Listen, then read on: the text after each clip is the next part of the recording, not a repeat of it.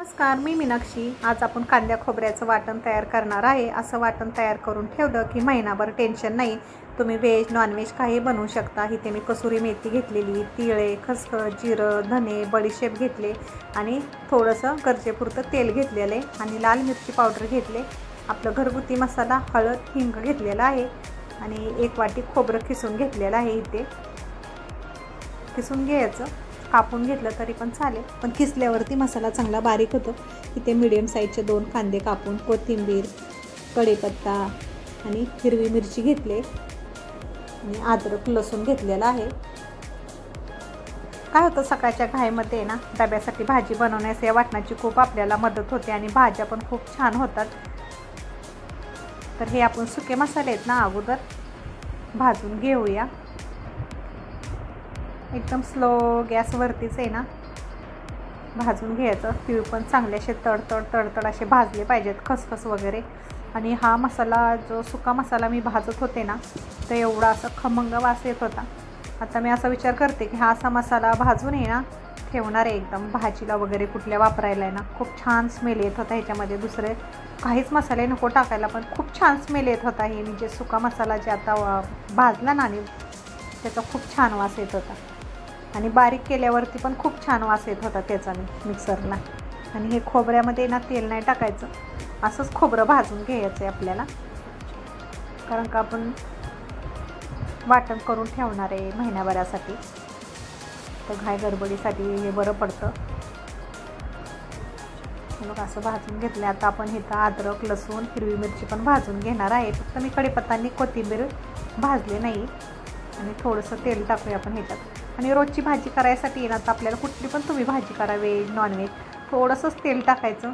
आपल्याला काय जिरी, मोहरी, हळदीची थोडीशी फोडणी द्यायची असेल तर, आणि हे एकच वाटण चमचा टाका, तुम्हाला किती तिखट पाहिजे ते, तरी पण भाजी एकदम मस्त तरीवाली होणार।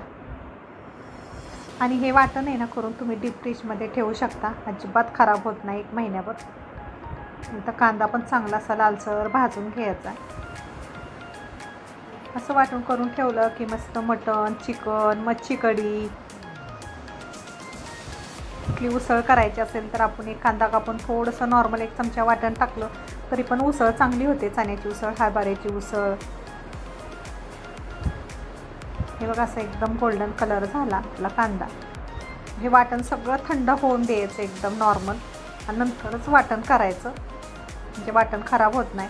आणि हे थंड झाल्याच्या नंतर हे सगळं मी एकत्र असं वाटण मिक्स करणार आहे, म्हणजे सुका मसाला भाजलाय ना तेवढाच आपण बारीक करणार आहे। एकदम मोठा भांडं आहे ना मिक्सरचं, त्याच्यात हा मसाला एकदम बारीक करणार आहे। हे सगळं एकत्र मिक्स केलं मी, कच्चापणा जावा म्हणून मी हिरवी मिरची, कोथिंबीर, लसूण आहे ना तेलात चांगलं भाजून घेतलं। सगळा मसाला एकत्र मिक्स करून घ्यायचा। आणि आता आपण हे जे सुके मसाले वाटले होते ना ते बारीक करू। एकदम मस्त बारीक पावडर झालेले आणि खूप छान वास येत होता मसाल्याचा, स्मेल एवढा। हे बघा एकदम अशी बारीक पावडर झालेली ह्याची, आणि पाणी न टाकताच असं सुका मसाला हे एकदम हे करून ठेवायचं। आता हे सगळं एकत्र वाटण आपण एका मोठ्या भांड्यातच बारीक करून घेणार आहे। गरजेपुरतं थोडंसं ह्याच्यात पाणी टाकायचं, बारीक नाही झालं तर। हे बघा